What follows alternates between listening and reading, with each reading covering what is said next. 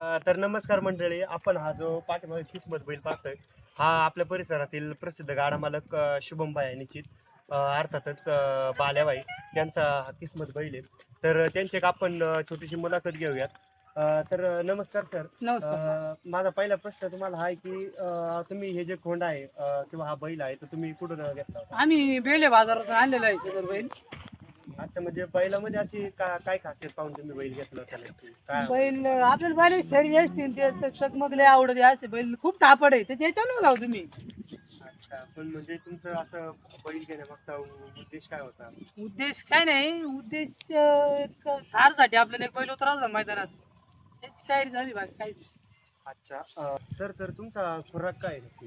खुराक आमच्या जे बघा सकाळचं 3 लिटर दूध, 10-12 अंडी, काजू बदाम रातचं भिजा घालून सकाळचं खातोय आणि दुपारचं आपलं खारकाचं लाडू असते. रातचं आपण नाही खात, रातचं काय नाही जेवत मी. अच्छा, म्हणजे हा सर्व बैलाचा खुराक आहे एवढा?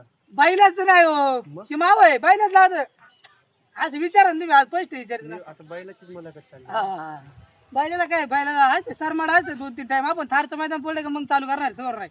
अच्छा, नाही मी तेच म्हटलं, मालकाची तब्येत अशी आणि बैलाची अशी असो. पण तुमची बैलाकडनं अपेक्षा काय आहे की बैलाने तुमच्यासाठी काय केलं पाहिजे? आपण काय नाही, पहिल्या मैदानात थार एवढीच आपली अपेक्षा आहे. थार झाली का परत त्याला पळवायचं नाही, काय नाही, आपल्या पण नावासाठी. अच्छा, म्हणजे तर मंडळी तुम्ही पाहू शकता की बैल ते कोणत्याही बक्षिसासाठी किंवा याच्यासाठी नाही पळवत, तर ते त्यांच्या स्वतःच्या अस्तित्वासाठी आणि बैलाच्या अस्तित्व टिकवण्यासाठी बैल पळवत आहेत.